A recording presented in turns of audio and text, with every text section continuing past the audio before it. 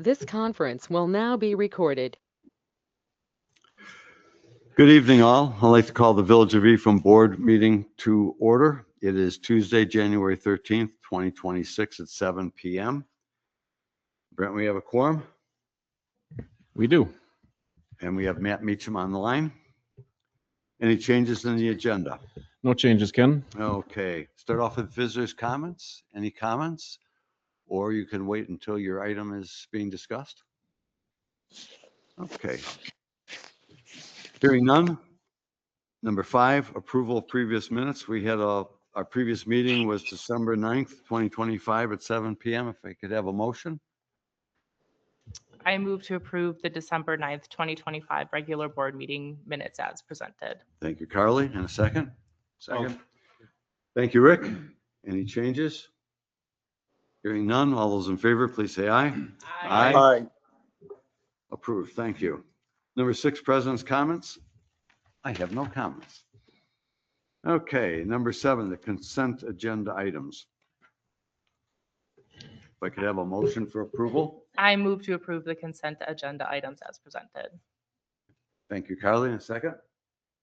I'll second. Thank you, Tim. Any questions, comments? Hearing none, all those in favor, please say aye. Aye. Opposed? Okay, consent agenda is approved. Number 8, administration. A is a presentation from Door County Trails, strategic master planning. Welcome. And you have to turn on the mic. There's a button on the bottom. It'll go green. All right, I think I got it, right? Thank- All right. I'm Amanda Accardi. Some of you may have known me as Amanda Stuck, but I just got married last month. So just so you know, name change, but same person. So we're here representing Door County Trails today. And we're really excited to be talking about our strategic master plan. You may have heard about this. Hopefully, if we've done our job, you've heard something about it in the community. So I'm going to start off with a little bit of just a background about Door County Trails. Hopefully many of you, and I know many of you have been part of the history of Door County Trails, but just in case you're not aware, a little history. So we actually grew out of several different initiatives that were happening around the county. So there were some trail projects in Gibraltar, in Sister Bay, Egg Harbor.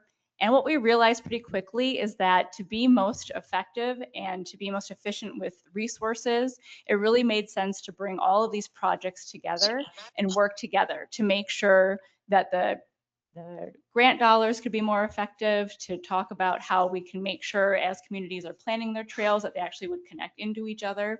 So that was really the history of how we came to be. So we are officially a 501c3 nonprofit now. For a year, we've had that designation.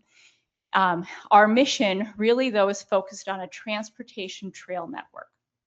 So when we're talking about trails, we're not necessarily just talking about loops of recreation trails. Our goal is to really connect all of our communities with trails. So you could really travel the entire peninsula, ideally, without having to be on 42 or 57 for the most part, and really be off the road, connecting to communities, able to get to all of the businesses in our communities by bike or by walking, and not have to always take your car everywhere you go. So a big part of that is thinking about getting our kids to schools, about getting our J1 visa students to work in a safe manner. So thinking about it really in that transportation way and thinking about how this really is about serving the community. So that's our goal. That's a little bit of our history. So now we're really excited to talk about how we're moving on to the next step from there. So with that, I'll turn it over to Sophie.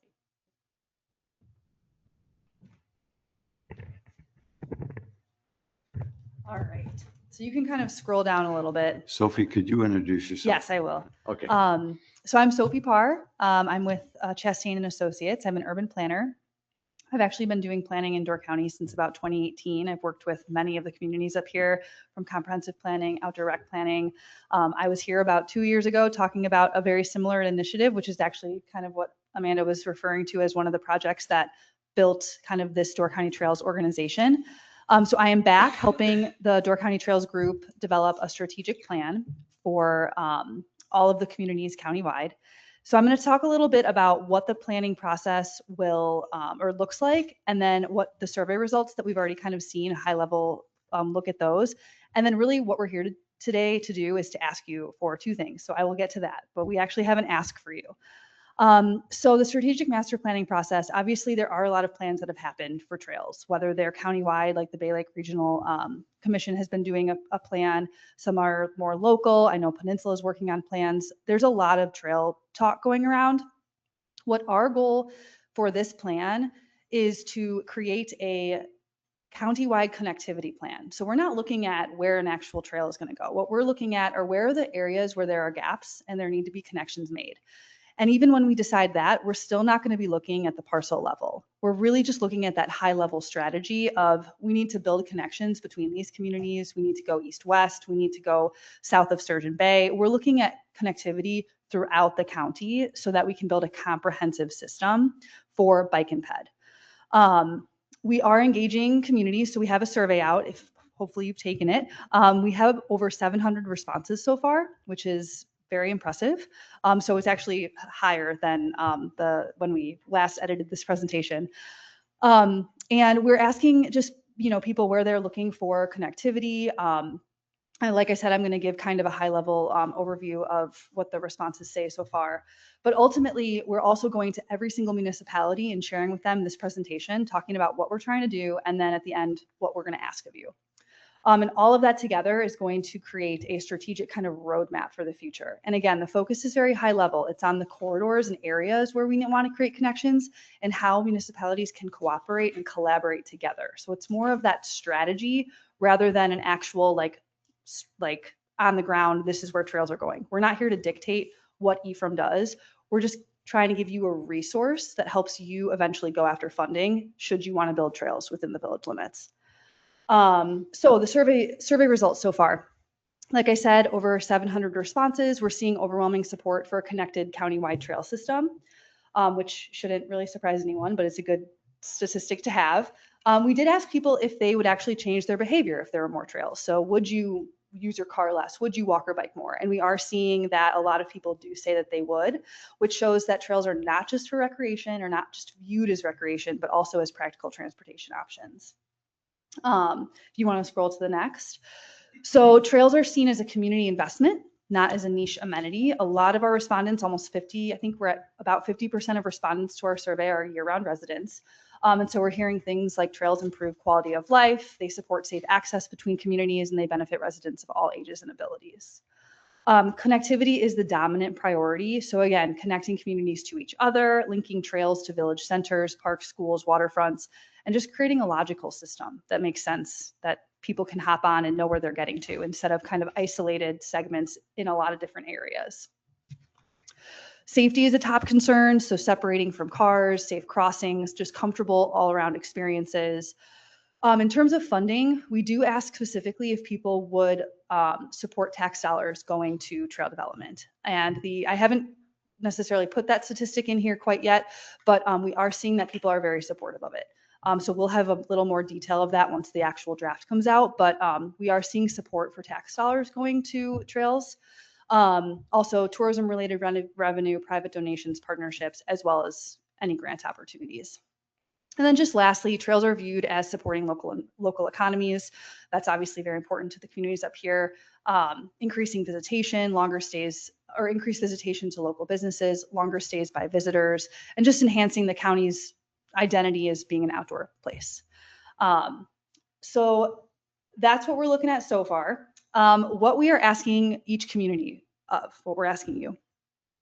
We want to know what projects you're working on, anything trail related, and if you're not, that's okay too. You don't have to answer that at this meeting, but just know that that's something that we're looking to gain some information on. Spread the word about our survey, just let people know that this initiative is happening.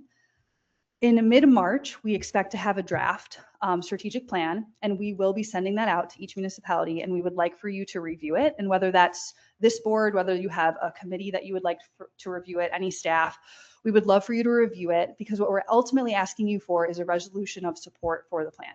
That doesn't mean you're adopting it as your plan. You're simply providing support for the plan as a whole, because what that will help us do is if we can get a support from every municipality, anytime you are going after a project that aligns with the goals of this plan, you can submit this project with that grant application, and that is that just strengthens your application so much, especially if we can get resolutions of support from every community, because it shows that there's collaboration, there's cooperation, there's understanding amongst every municipality in the community. We'd also like for you to identify a municipal liaison for this group.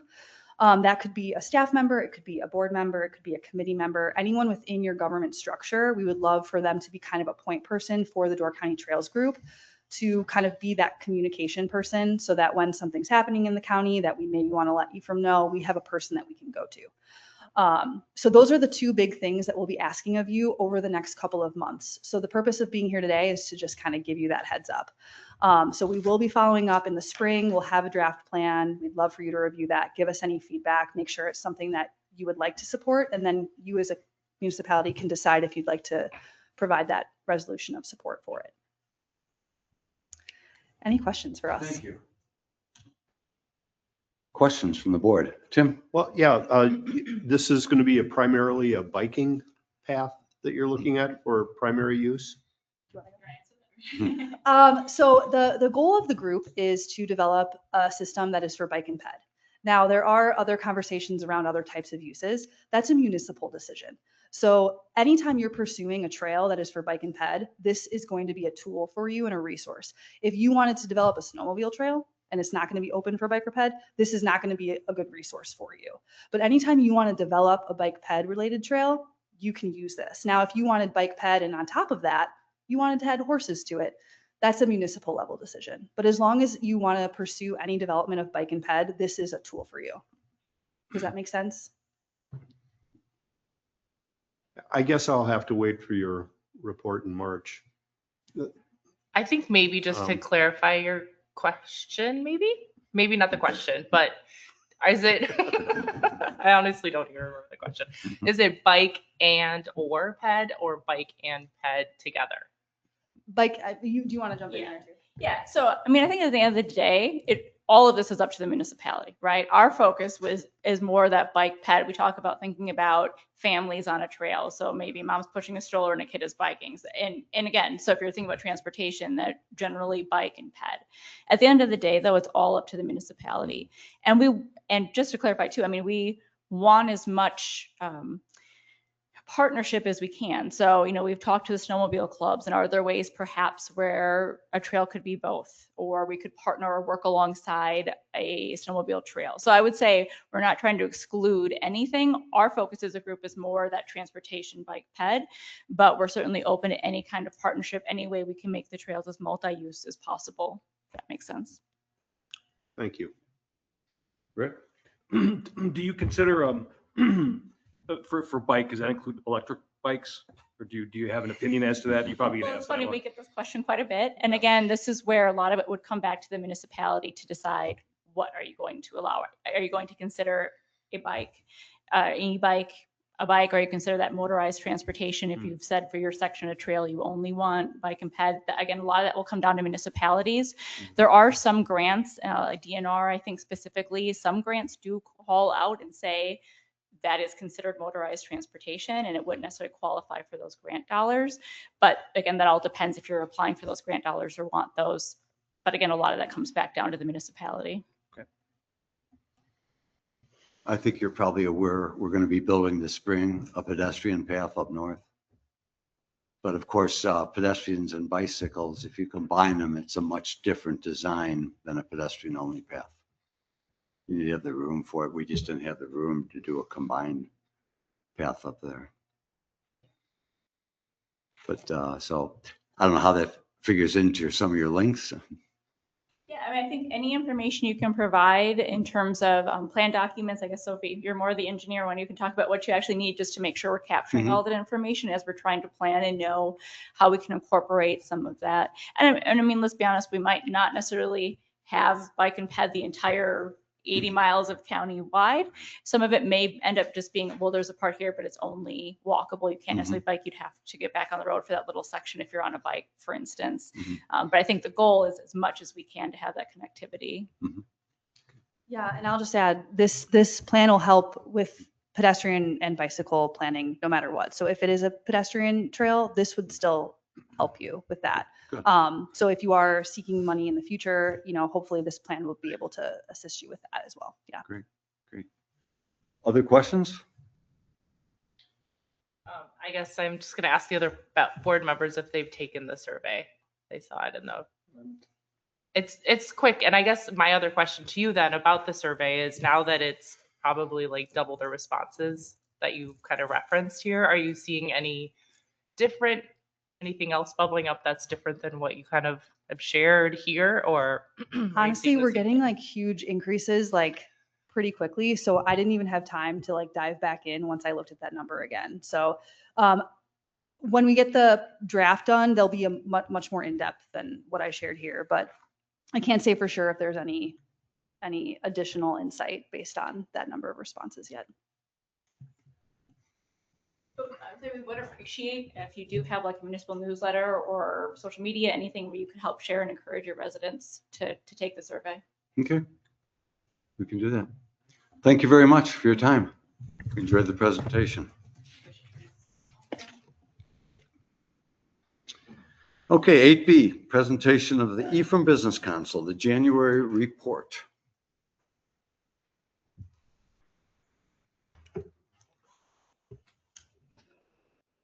Hi, everyone. Lane Metner, Tourism Administrator for Ephraim Business Council, along with Kelsey Stone, our amazing Marketing and Events Coordinator. And we're just here to tell you what we've been up to and kind of what we're planning for 2026. So thank you for giving us this opportunity to tell you about all of our fun things. All right, so to give a little bit of a recap on 2025, our visitor center was open from May to October. We saw 5,228 visitors this year, which is up from 2024. There's a lot of people think that, visitor centers are seeing fewer people. They are not.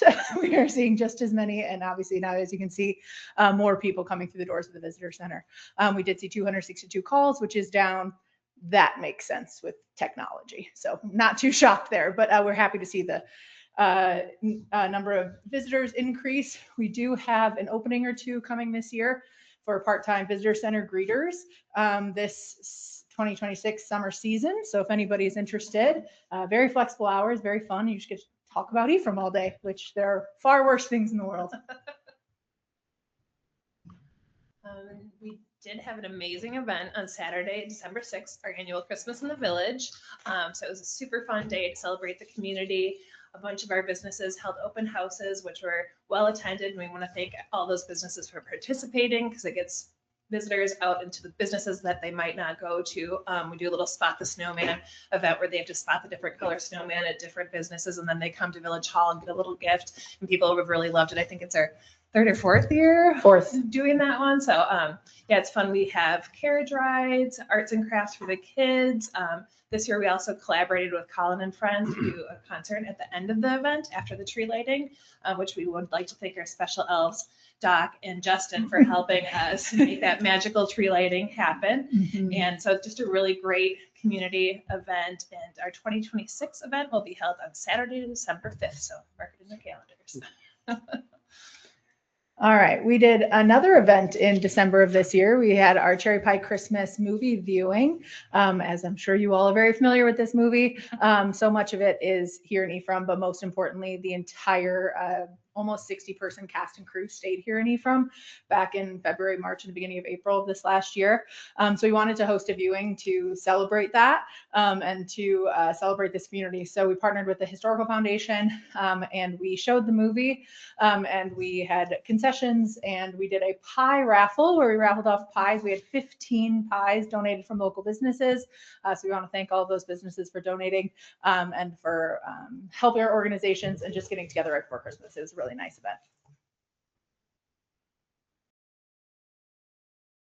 All right, we are happy to talk about some of our collaborative efforts that we have worked with all of you on, and other members of the village as well. Oh, it'll come back. Those collaborative, just a few of those are, for instance, our community investment fund, Grantsport. We've written a few letters of support for the Anderson Dock project and for the Green Tier and water bottle filling stations, which we're super excited to be coming, and the North End Path, which is coming this spring. We also did our storm response survey, which we conducted with our members this fall after the massive storm that we saw hit Ephraim in August. We talked to our member, we asked our members questions based on what they needed, where we were lacking, because we hadn't really ever seen something of that size hit peak season. Couldn't get worse than a Saturday afternoon in August. So it was interesting to kind of hear the responses. And actually we have a quarterly meeting tomorrow, which we're going to discuss some of these responses and how we can work together. And I know that the village is creating an emergency plan and how some of these can be helpful and what our businesses are looking for and need when these emergencies happen. We also have worked with obviously the village, Brent, Kim, and Andrea, and the entire maintenance department, and then the fire department for support at Fearball and Christmas in the Village, which we're very, very grateful for all of their help and support. And we're so excited for the North End Path this spring. I know we've talked a lot about that, and we would love to talk some time once that gets a little bit closer about hosting some sort of grand opening and really celebrating that path coming, because I know it was a lot of time and effort, and it's going to be really, really incredible for all of our businesses on the North End. So we are looking forward to that when the time comes. You take a breath. What is in that picture? A shooting star. Is that what Ted's picture? No, I think That's a Luke Collins. Yeah. He has a good eye, that Yeah. one. Yeah. Yeah. Not getting hit by a meteor. No, luckily it went right over. And yeah, go ahead. Okay. So we're really excited to bring back our Smorgasbord event. It'll be our second annual one. It's going to be held Sunday, February 22nd from 4 to 6.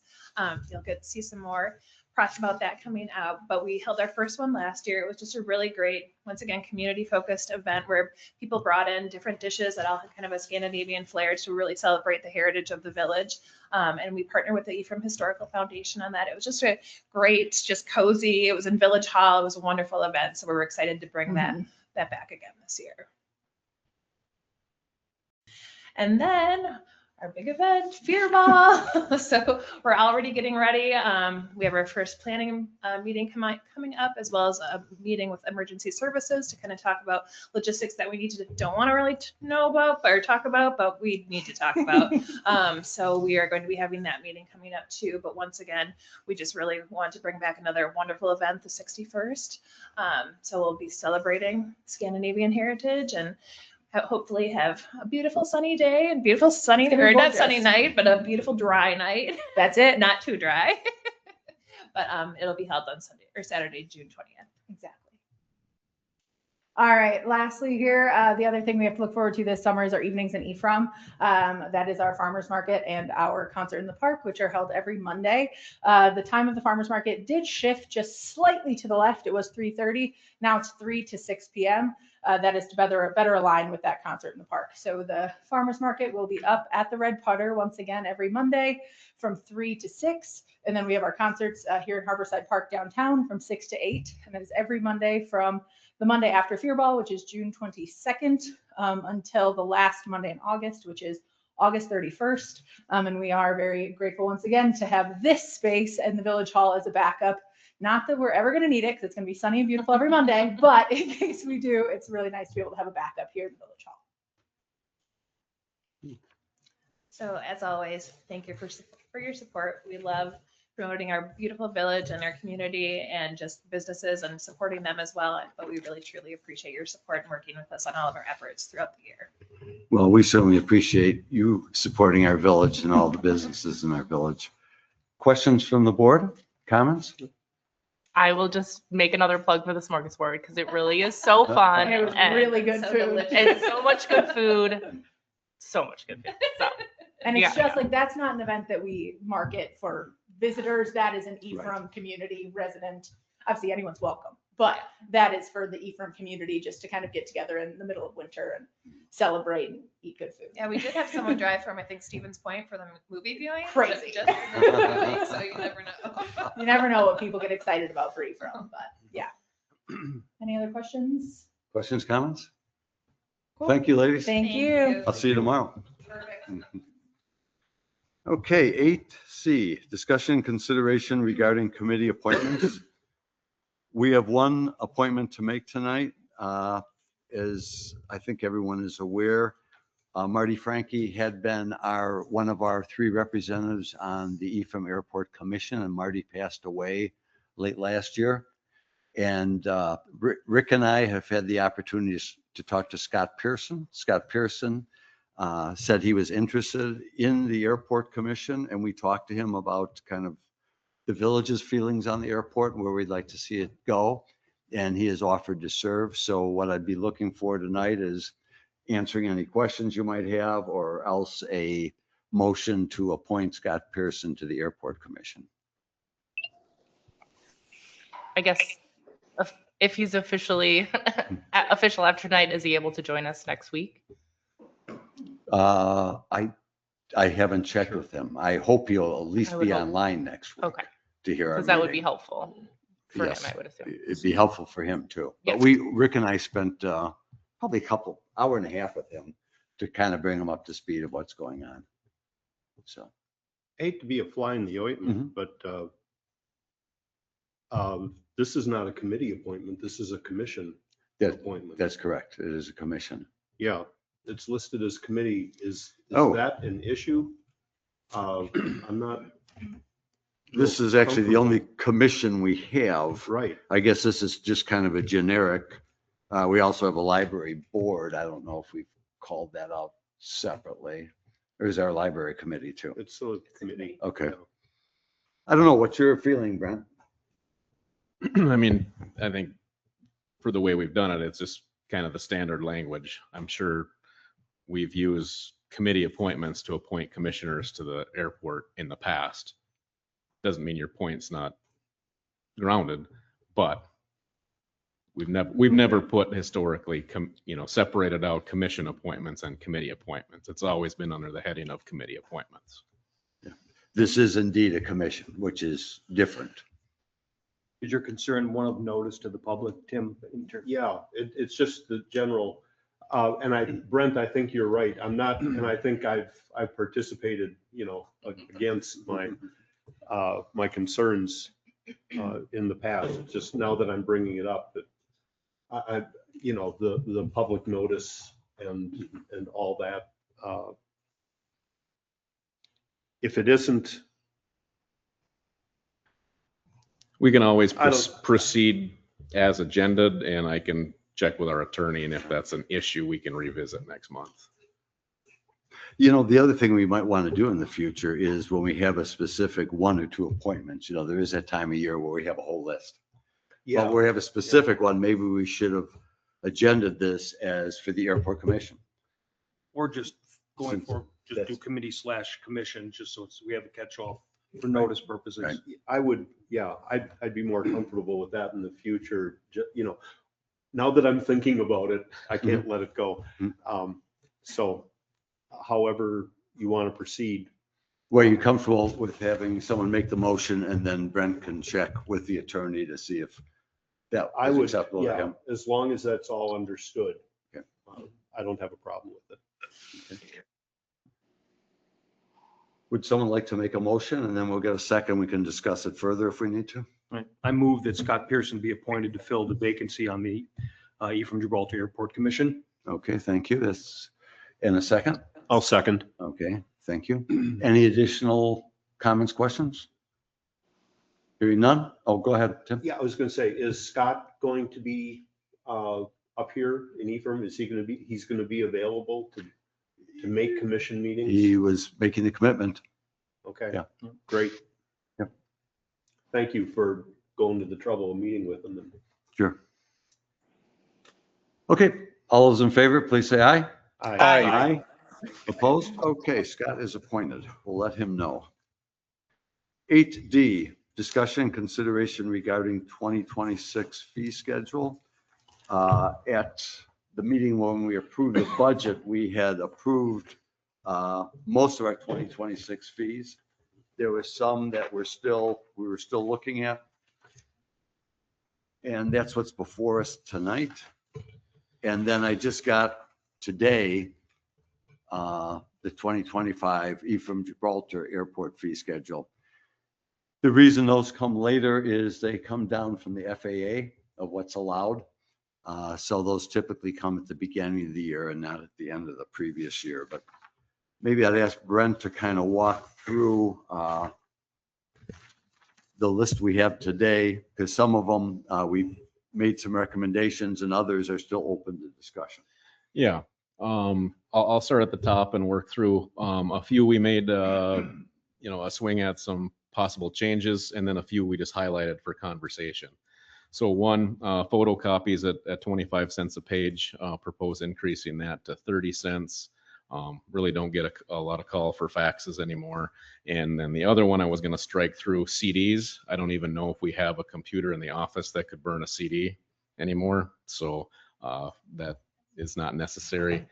The fourth, the public records request. I had a conversation with our attorney about kind of broader language relative to that. I know with our past attorney, we've consulted when we've had larger open records requests.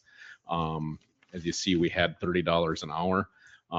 And what I was given as some proposed language aligns well with what our previous attorney had told me as well. But just for those in attendance or virtual, I passed this along to the board and sent it this afternoon.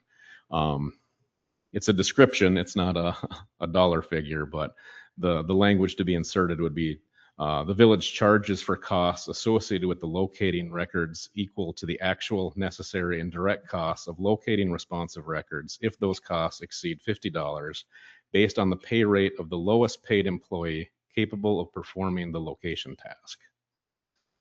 So that would be the language to be looking to insert as opposed to the $30 an hour. Maybe I'll say, just point out that our concern here is there has been instances where the village is asked to produce thousands of emails. And we want to at least protect ourselves that if we're going to be requested that we get reimbursed to do that. I think that's a good idea. And then to protect the village, what if somebody makes this request when the lowest paid administrative employee is not going to be available?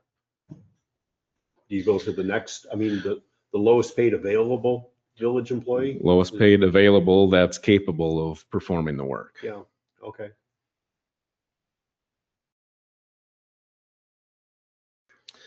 Okay, next one, I guess, and Matt, maybe this is one for you, Village Hall rental. It's been discussed a few years ago, but just highlighted.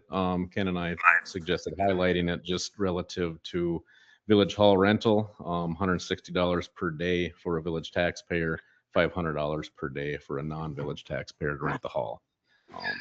No proposed change, but just for conversation, it's been a little bit since we've visited that. Would you like me to comment on that? Please. I believe this was brought up early last year because the fee was too low, and we consulted with the people in the admin office, and we decided to move that to $500. And that was a unanimous decision by the admin and PFU that was a sufficient fee to set up and take down. Okay, so the 500 for the, we have two different fees here we're looking at, Matt. One is for daily, and right. We did the 500 that used to be, I believe that used to be at 250, and we doubled it. Okay. So I don't see any reason to mess with that. And the 160, I believe, is more than sufficient for a private taxpayer. Okay. Okay. Any other comments on those? I guess to go back to the verbiage that was provided by the attorney, I appreciated your reading of it, Brent, because that gave some pause in places that I would maybe have a comma or something like that. It didn't read to me that great. So maybe someone who is a lawyer has another layer on our on the if you have any updates to that, I would appreciate it. But then as far as the rental fees, I did a little research and I know that Sister Bay doesn't delineate between a taxpayer and a non-taxpayer, and it's just $200 and it's a $500 deposit. Just adding that to the conversation. Okay, so it sounds like we're good with those fees that we have right now. Okay. Okay, building and zoning fees. I mean, really, for the most part, this whole section is the rates charged by our contracted building inspector. So when time requires it, inflation requires it, they come to us with proposed recommended changes for this. So Brett Gillett is in his second year with us now, and we updated the rates when he started. So nothing needed from a change standpoint there yet. Zoning fees. So this is obviously the zoning side, planning committee related side. These fees, to my knowledge, have not changed since I've been here, and that is, I started my 20th year. So now with that said, it doesn't mean, as you see, the rates going from 25 to 35, 25 to 35. I mean, there's a couple that are decent sized jumps, but along with this, technology has allowed a lot of these processes to be streamlined and take less time than they used to.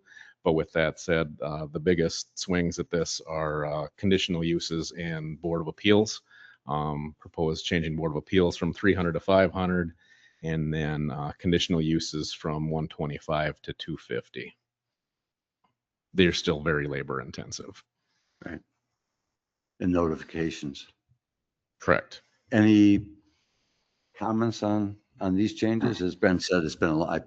I went back 10 years, and as Ben pointed out, they haven't been changing more than that. It's been a long time since we've changed them. How do these compare to other municipalities? I haven't looked into that. Can I make a comment? Sure, Matt, go ahead. Based off of these fees, and I'm talking land disturbance, moving demolition, alteration permits, the signs, permanent and temporary, why don't we just make all of these $50? Because anyone that is going to be applying for any of those permits is surely not going to complain about paying $50.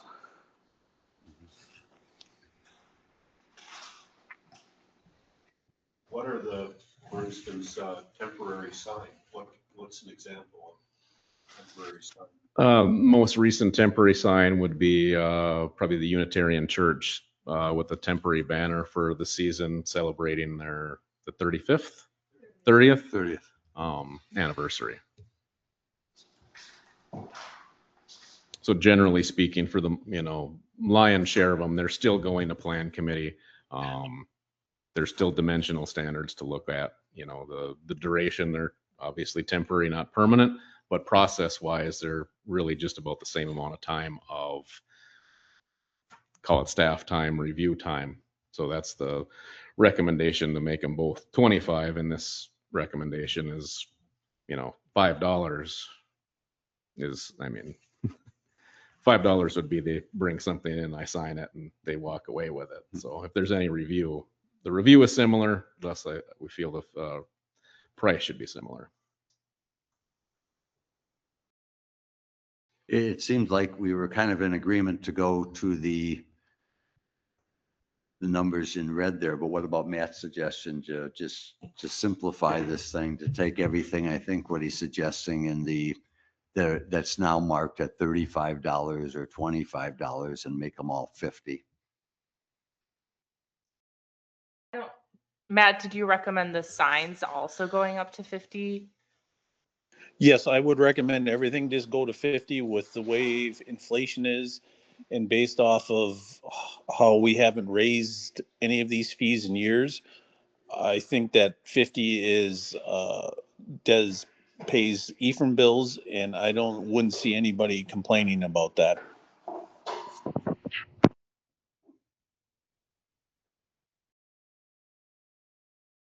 People open this? I don't have, I don't have a problem with it. I think the temporary sign $50 fee would be a little steep. But Okay. We could leave, what do you suggest? Leave the temporary sign at 25 and move the rest of them to 50? I'd go with that. I'm fine with that. You go with that, Rick? sure, yes. Okay, let's continue on then. I think we have a few more to do, or maybe we're at the end. Yeah, there's a few more here. So again, these are highlighted. We didn't propose any changes. But short-term rental licenses, I don't think we've touched them since we started, other than if memory serves. I don't think we, in that first year, assigned a value or a cost for the renewal, and we were going to address that in year 2, which we did. So with that. Yeah, these Yeah. fees are what? Is that 3 years or 4 years now? What did, Kim's just doing the beginning of the 4th year?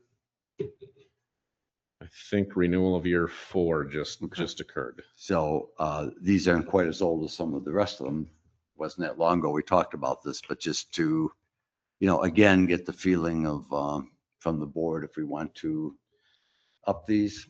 And also realistically, I mean, that renewal process for the 2026 season has, with few exceptions, already occurred. Right. So really, we'd be looking at this for a 2027.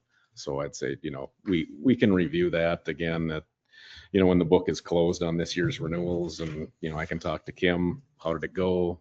More labor, less labor than you've experienced in the past, and take a look at inflation, Are we already past the closing time for these renewals? Because I wouldn't want to change this in the middle of a renewal. No, that's kind of just occurring to me as I'm talking out loud now, is this, I think would only be fair to apply to the next renewal cycle.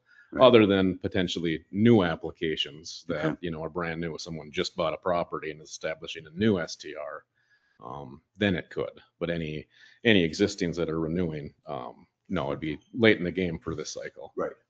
Okay. Well, since we normally look at the fees along with the financial plan, maybe we should just let these be as they are right now. And then when we get to the fall and we look at financial plan again, we could take another look at these. Yeah, I would be intrigued to know like the lift it is for Kim. And also I did have Andrea pull up the minutes from, I want to say in the last time I talked about it, 2023. And we are a lot lower even at that time, even if other villages have gone up or municipalities have gone up, we're on the lower side for initial and kind of renewal fees. So it would be interesting to know, have that in front of other people to make sure we can understand what the impact would be. It's a good point. Well, I know Kim's online right now taking minutes, but as opposed to asking that question right now, it's something we want her to think about. The amount of time required. And I think in this case, to me, it's a little more relevant what others are charging. As opposed to some of the other things that are, we decide, Sure. What we're going to charge. But this, especially if we find out that we're on the low end. Yeah, as of 2023, the average for the new license fee was $450 and the renewal fee was $400. Okay. And I will say that's skewed in some ways by Sister Bay because it's $1,500 for both for them. But So- still, looking at the individuals, we are still low. Okay. Okay, so are we in agreement to leave these set right now? And any other comments about any of the others? I mean, all the various committees that have already adjusted theirs, so we were just looking at the ones that are more village corporate, if you will. So from the discussion we've had, I don't know if I necessarily need a motion. Are we in consensus? We in agreement with the Well, various changes? Are we changing the zoning fees? Why don't we scroll back to that? Yes, I thought we agreed that we were going to change those, except we're leaving the sign fee at temporary sign fee at 25. I think a motion as discussed is Okay. sufficient. We also did get this from the airport. And the only Oh, thing yes. that I did notice that was changed is the hangar lease rate is 0.65 instead of 0.5. Right. Okay. Everything else, when I looked earlier, was the same. Is that a monthly figure? No, that's an annual. You mean that, 65 cents per square foot? that's annual. Hmm. That's an annual fee. As I look at this from the airport, it still says 2025. I believe what Jeff was telling me is just, he was making a correction of that one. We just had that one wrong. So we're probably still going to get this list of fees for 2026. This might still change. But he wanted us to correct that, The hanger. the hangar fee, that annual fee. So that's more of a correction than anything else. Somebody like to make a motion as discussed? I move we accept the Village V from fee schedule for 2026 as discussed. Thank you, Tim. And a second? Second. Thank you, Rick. Any final comments? Hearing none, all those in favor, please say aye. Aye. Aye. Okay, thank you. Those are approved. And number 9, physical facilities. First off is A, discussion consideration regarding Moravia Point landscaping plans. Okay, in front of you and then included in your packet was a description and a drawing and a description of what the physical facilities voted on unanimously. Ken was there at the meeting. Tim was there in the meeting. It is pretty self-explanatory. If there's any questions, I would be glad to answer them. Okay, thank you, Matt. Questions of Matt on the plan? Tim? Yeah, thanks. Yeah, Matt, what are the plans for getting vegetation up and hiding the guardrail from view from the west side? If you look at the packet, there's proposed the wildflower mix, which when it is mature, it should hide that.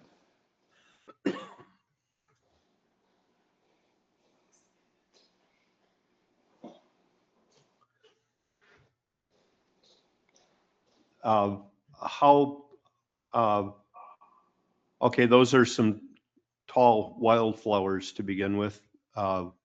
Considering the guardrail gets up on that wall and travels along, I'm assuming we're not going to be planting anything up on the like the Moravia Street road level.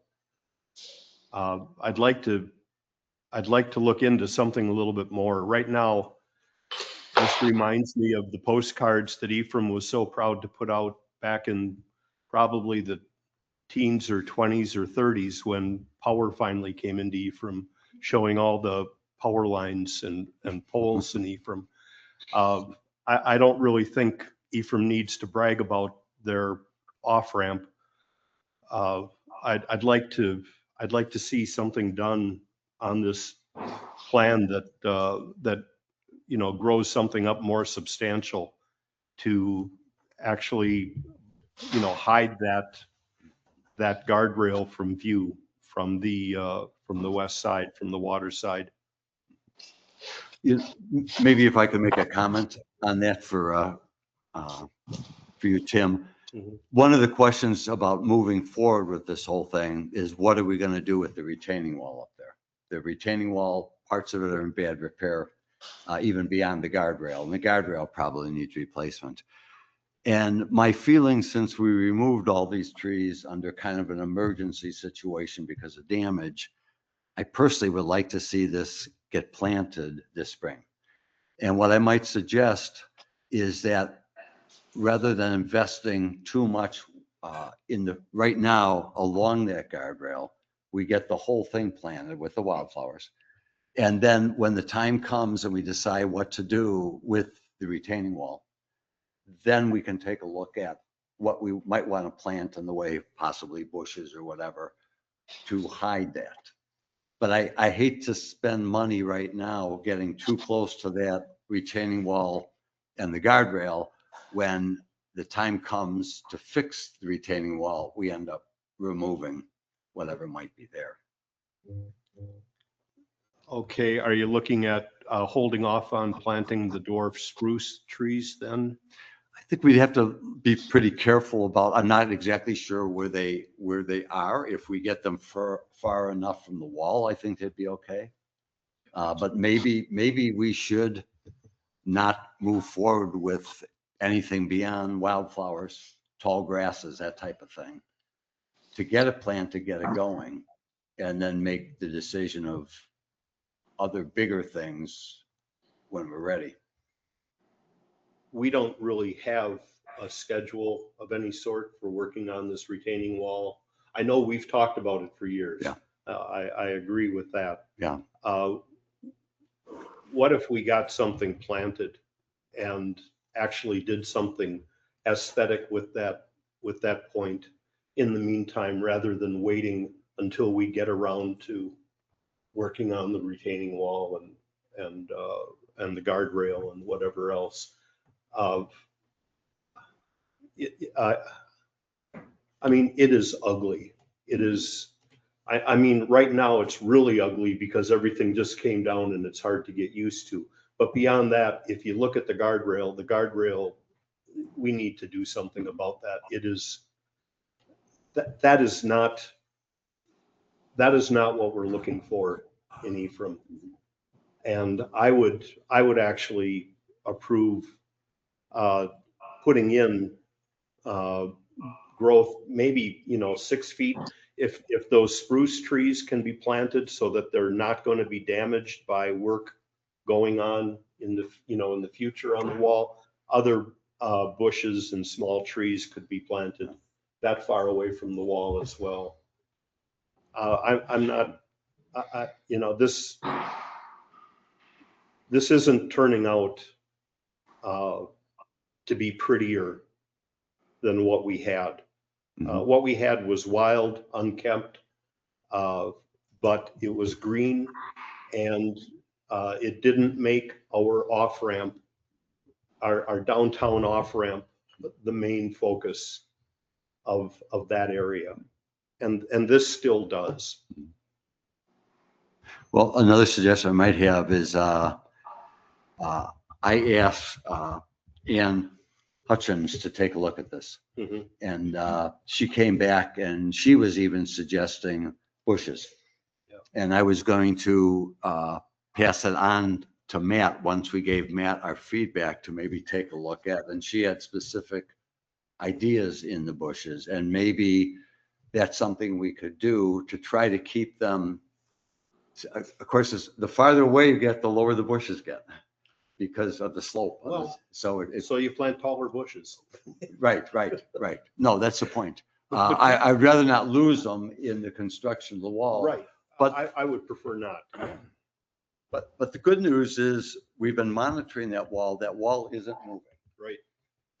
Now I know that Fred, in working on these plans, he had a series of things, which I think it shows in Matt's presentation, their questions. And one of his ideas was to kind of clean up the look of that wall temporarily, whether it's epoxy or whatever, the concrete part of the wall. But that still doesn't deal with the guardrail, which is the tallest thing out there. Yeah. I think the more, it is not, eventually we're going to have to do something with it, even if it's not crumbling, it isn't falling apart, but eventually we are going to replace it. We're going to be building something back in there. I'd agree. I don't want to wait until then. Okay. In fact, good planting would dictate that we don't plant trees right up against the wall. That's not good for the tree. It's not good for the wall. Right. Plant them far enough away so that the wall can exist. We just don't have to look at it. There will, from below, there will be bushes or, brush, trees, something blocking that view. And I think we can do that. If we plant the trees properly, we should be able to work on that wall without really damaging anything in the future. This isn't enough to try and at least have the same aesthetics that we had prior to the clear cutting. I'd like to see quite a bit more to take away that, the man-made look of that whole point. Okay, good point. Other comments? Yeah, I mean, I was included on the Anne. I thought everyone was. So the response from Anne, and I appreciated the adding a little bit more variety to this design. Even she suggested some stones to add some kind of dimensions as well, which I think is kind of what Tim is getting at. And so I do like that it would be, I like that, I appreciate that it is native plants. So I very much appreciate that. Thank you. But B, just getting a little bit more variety to kind of get some more dimension into the design that she proposed sounded good to me. Rick, comments? I like the general concept here. I like the native plants. It seems to me that just about everything that's being proposed here can be done, and then we can make the decision and do whatever we need to do with the guardrail, including plantings. It doesn't seem like that is inconsistent with what is being proposed here. Mhm. So I mean, my sense is that we should proceed with what is being presented here, and we can always, nothing is, there are no doors being closed to dealing with the guardrail or the retaining wall. Seems to me, especially if it's grasses, if we have to do whatever we have to do, I think we can do it. And we can see how this looks. And I think that we need to move forward with this. And I think that this is a good proposal. I like how Moravia Point opens up the view to the churches and the village coming in from the south. Mhm. I think I like it. I would like to see the stumps removed, ground down, whatever needs to happen there. But I think it's actually it's an aesthetic for me. I just think it's an improvement rather than the somewhat, I wasn't a fan of the way it looked before. So this is an improvement to me. Matt, a comment I would have, and I know Fred and I have talked a little bit about it. He's suggesting what's being called dimensional stones along the back of the sidewalk. And I think what he's suggesting is the size of stones we have along the lakefront. And my feeling was those are awfully big, maybe a little overpowering on the back of our sidewalk, especially as you get down toward the end of the intersection there. So I would also ask that as you look at this a little more, I like the idea of stones. I think it'd be great if we could carry on what we have already, although it's a historic wall that comes off of the fire museum in some way. So let me ask you, Matt, does this give you enough to move forward? Have we answered the questions that you need answered so you can take another swing at this? I guess I can bring it to the committee again, but I mean, I would reiterate that the committee voted unanimously for this plan. And I would also point out that there was a lot of grumblings about dimensional stone when we first did that. And it turned out to be one of the better things for Ephraim because it provides seating. And I would say that as we get closer to the south end of Moravia Street, we can maybe get smaller dimensional stone to make it maybe meld into the corner there. But I think that the dimensional stone would provide another seating area and go along with our shorefront. Okay. Yeah, I just personally, if we could deal with the end of it, as you're saying, where the dimensional stone, maybe we find smaller stones to kind of wind it down toward the intersection. Absolutely. But what about, can you take back our comments about maybe bushes, and I'll pass on some of Ann's ideas as far as species, as far as then lining the top in a way to hide the guardrail and the retaining wall that's up there? I could, but I would reiterate that if you drive by North Orchard past Mike Flood's field, he has all those coneflowers and wildflower mix. And those are about 4 feet high when they grow. And so if you're standing down on the sidewalk or you're on the highway and you're looking up, you will not see the guardrail because as you look up, those plants will appear to be higher. So I would suggest that we plant and do as what has been recommended unanimously by the PFU, see how it is, and then we can always add something if we don't think it's sufficient.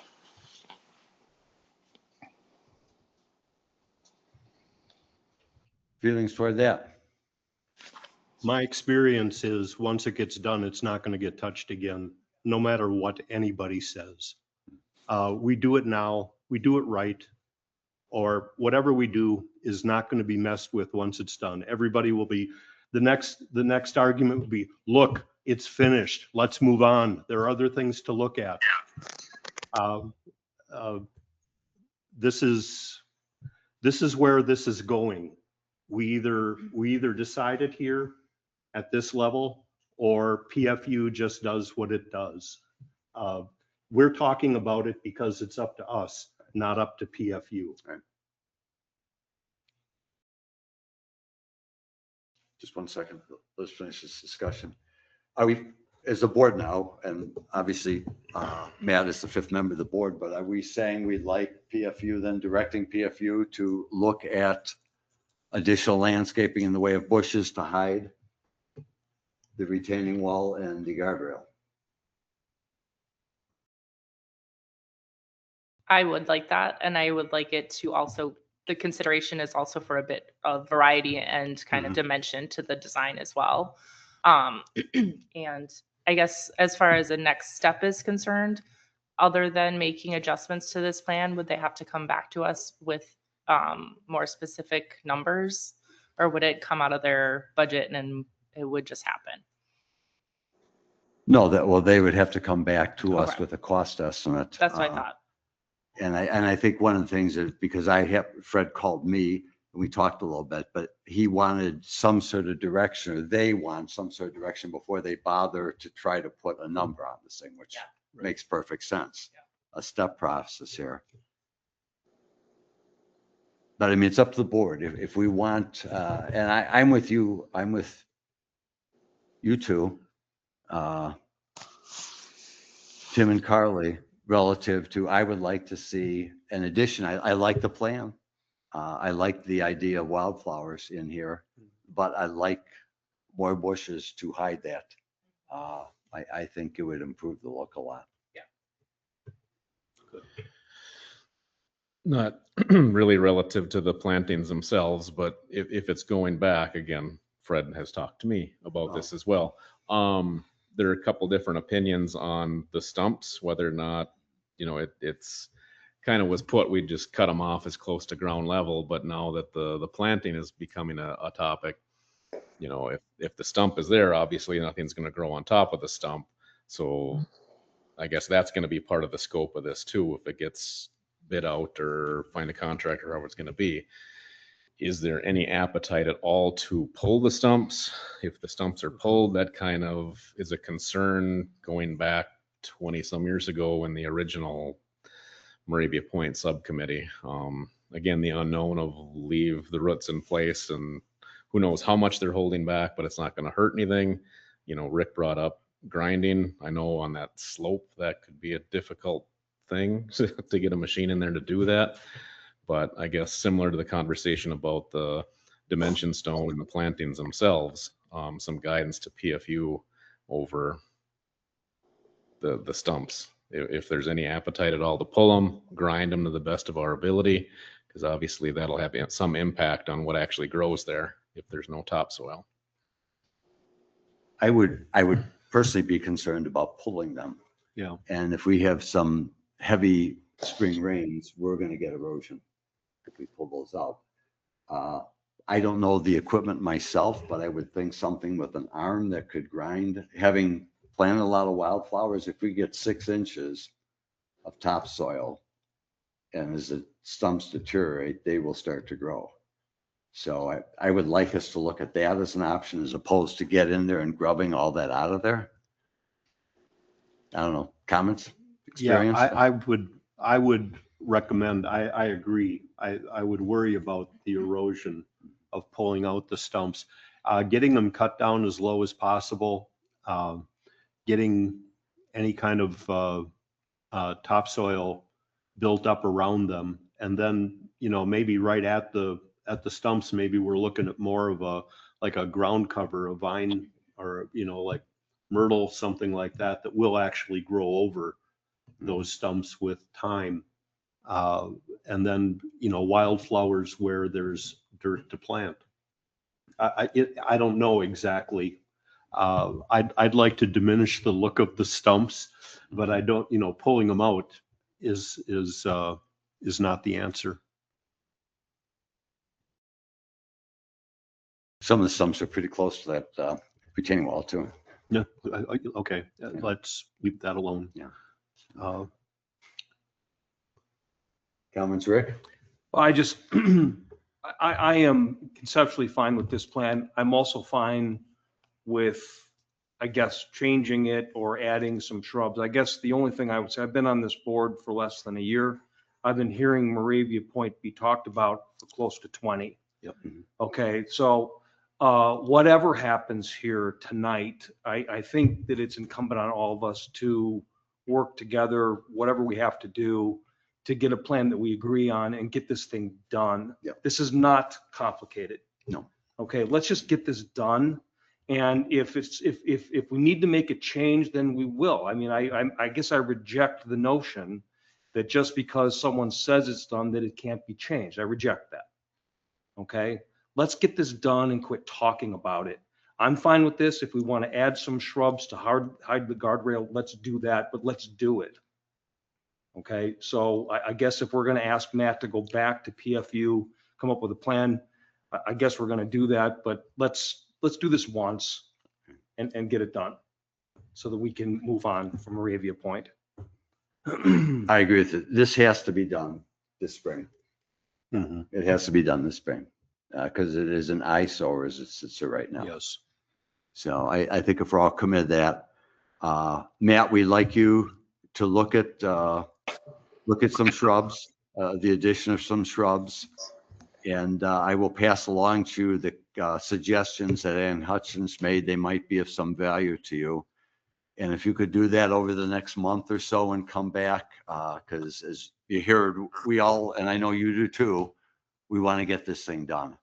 So before I stop, I know Cindy, you would ask to make a comment. Okay, everybody's. Can anyone I else? have a question answered before Cindy speaks? Yeah, go ahead. So I hear hiding the guardrail.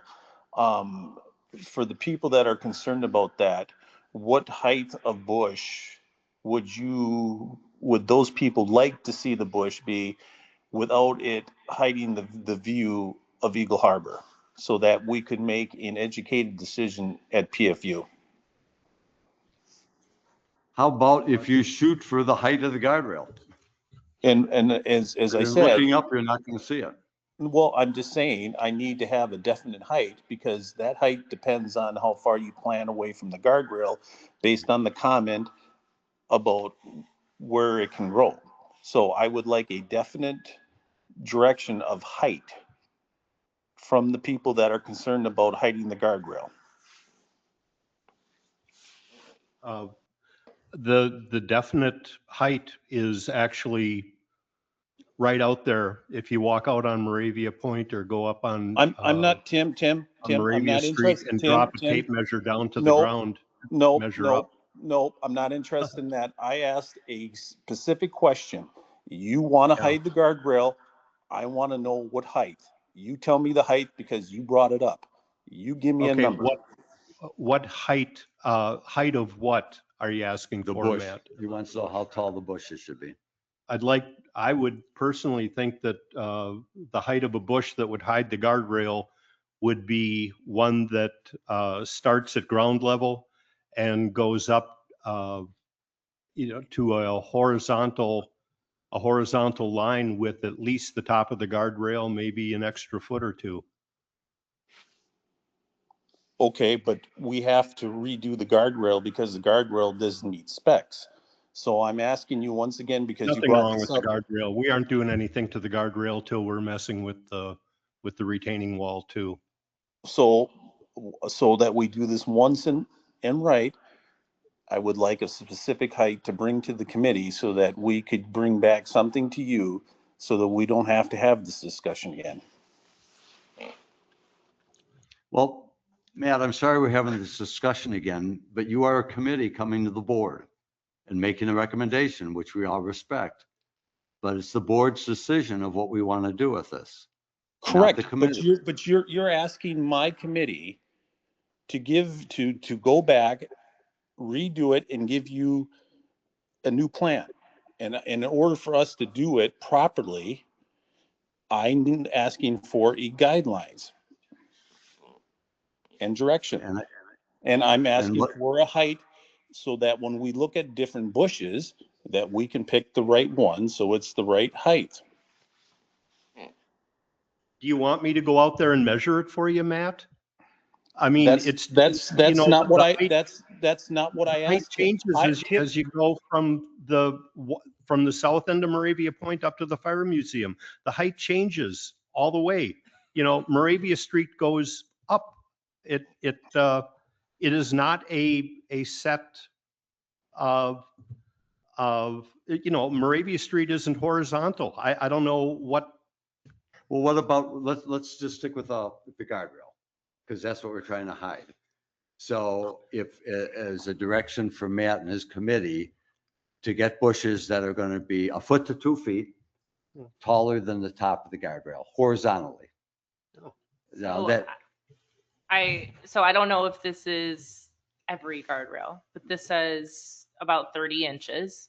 So Guardrail? that's of a guardrail. Well, whatever So the then- guardrail is what the guardrail is. Right. I So don't I'm care if just it's telling you, I don't have a 24 measuring tape and I I'm don't not care there if it's right now. 24 or 48. It is, it's there. I mean, you know, it's there. You can go and take Right. a tape measure. I understand how to measure. You know, we don't need a book of standards of guardrails or of retaining walls. We have Moravia Street and we have the ground below, you know, which it's right there. did you have a suggestion on the measurement, Carly? I did, yes. Please. So Sorry. it said about 30 inches. So let's just round that up to 1.5 feet. And if we're saying, if we look at the recommendations, for example, that Anne has already provided, so not having to do additional research into plants, her recommendation, they said they're like 3 to 4 feet tall. So I think that would be a good recommendation if they use the plants that were suggested. But remember that the ground goes down on a slope, so they have to be a little bit taller by the time we plant them away. I think that's what Matt's getting at too. Yeah, at its highest point, I mean, some of this will probably be 10 feet tall, Oh, yeah, anyway. easily. Yeah. So not trying to jump in the middle. I Right. mean, I understand, believe me. I understand the horizontal plane Right. is probably the easiest way to set a number, Right. but hide the guardrail from where? No, that's a question. Well, Because if you're hiding it from, if you're a 6 foot tall person standing on the sidewalk, that's different than if you're viewing it from the marina parking lot or from the shoreline or from a boat out in the harbor. Right. Because again, if let's just say you're out, you know, any planting is 8 feet out from the wall, you know, then your angle, you might have to cover a wall that's 18 feet above the grade of the sidewalk. But if you're 10 feet out from that wall, you know, again, just the plane of your view, you might only have to have a 6 foot bush or tree or grass or something to hide it if you're hiding it from that location. So I think again, that's- the plane is easy, but I don't know Right. if the plane is what we're, well, I think that's the point Matt was making, is if you walk along the sidewalk and you're looking up at an angle and you have a 3 foot high wildflower, it'll probably hide most of the wall or the guardrail. But if you get back toward the marina, or back in our southern shorefront area, then the angle's different. Then you need something a little taller to hide that. Yeah. That's the idea of the horizontal line. That's what I thought would be Yeah. the easiest. I If think we, that if we makes take a horizontal line, and good maybe sense. it doesn't have to be any taller than the guardrail. If we get bushes that will mature up to that height, Yeah. that'd be good. I'm just saying, if it went to that height or a couple feet above, Right, right. we don't have to plan on that. It's just anybody walking on Moravia Street from above, they're not going to have their view obstructed Right. by these plants that are at guardrail height. Yeah, and that's an important point, because one of the advantages of having all that landscaping go on is that now you have the view as you come down Moravia for the whole harbor and. Right. the Well, lake. and we don't want the plant, to Rick's point, we don't want it to grow up. I didn't really mind it. However, Right. if that view, above the guardrail, Uh-huh. looking up as you're driving north, we don't need to obstruct that by trying to get, 10 feet above the guardrail. Right. That's not where we want to go, right? Not at all. No. Right. Matt, does that give you enough information? Yep, that gives me some good direction. We will have something for you at the February meeting. Thank you very much. I appreciate it. Okay, let's go on to 9B. Discussion and consideration regarding the setting of a public meeting to discuss the goose problem. We've had two committees that have been dealing with the goose problems, and maybe I'll let them to explain. Both Physical Facilities has been discussing this, and Marinas and Moorings. And if you'd like, I would give you the first crack, Tim, if you want to kind of set the stage here of what we're dealing with. Sure. Thank you.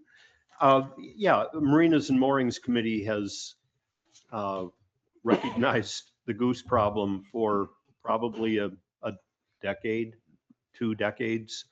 The only stat that comes to mind is the one I heard at the PFU meeting with was it Fish and Wildlife or whatever, the rep was there, 3 pounds of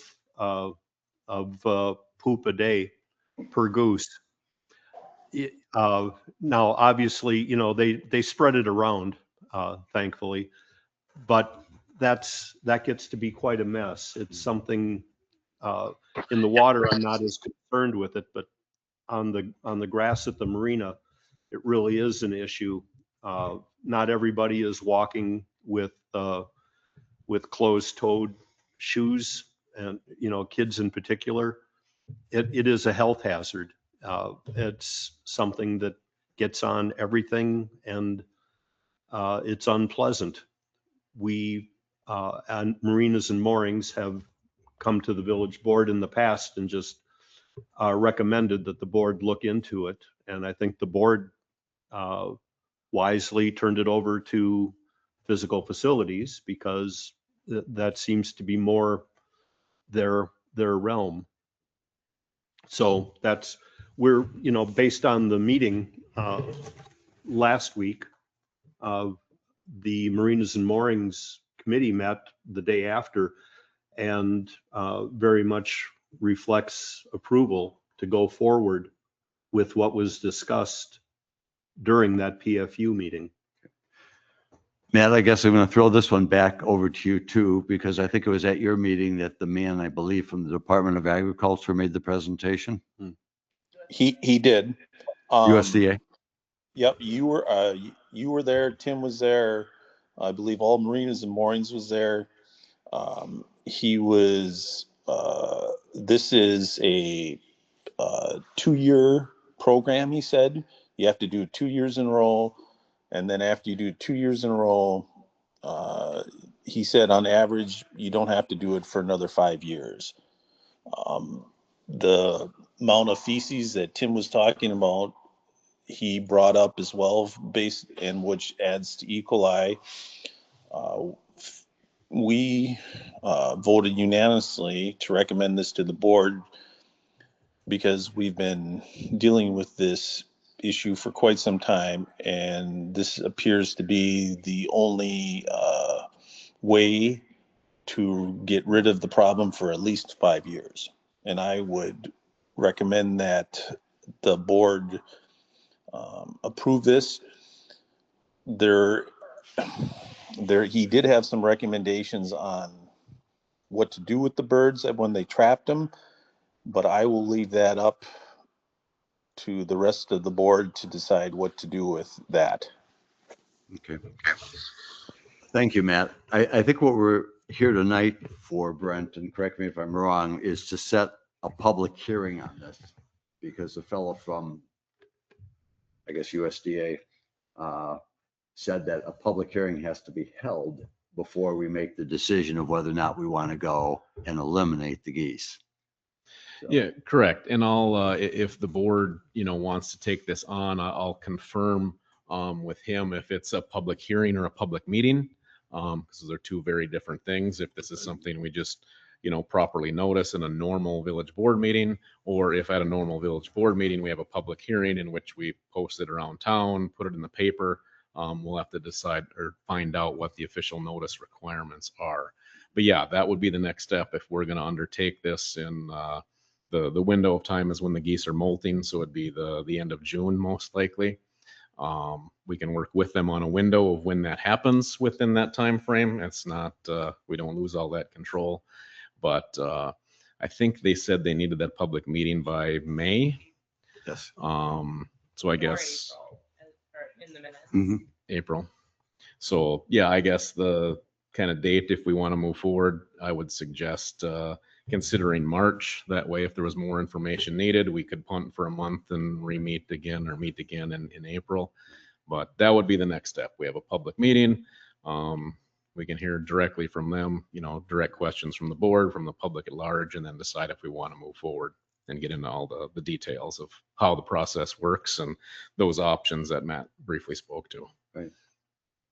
So what we're looking at tonight is a motion from the board to set the public hearing. Yep, which in no way binds us to go forward. It's just the next step in the process. Yeah, I was at that meeting, and of course, obviously Matt was there. He was holding the meeting. Tim was there.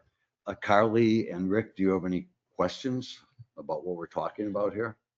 Seems pretty simple. We're just really setting a public meeting to discuss this issue with the Right, public. right. And then Seems straightforward enough. the people that would do it are going to be at that public meeting to answer any questions we have. Yeah. They'll address costs and so forth. Correct. Carly? I understand. And I know I don't know if you've gotten any communications, Brent or anyone else. I haven't heard anything.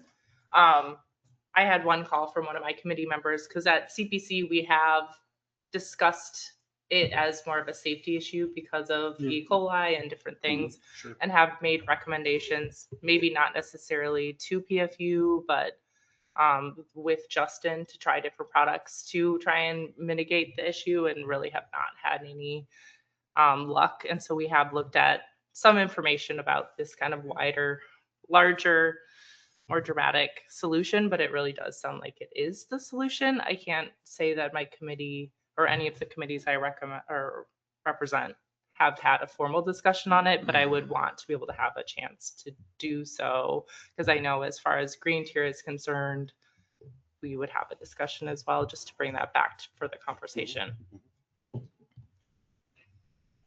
Well, if we're going to set the public meeting date tonight, then I would ask you to start to talk to your committee members and also obviously invite them to the public meeting so that everyone can answer questions directly too.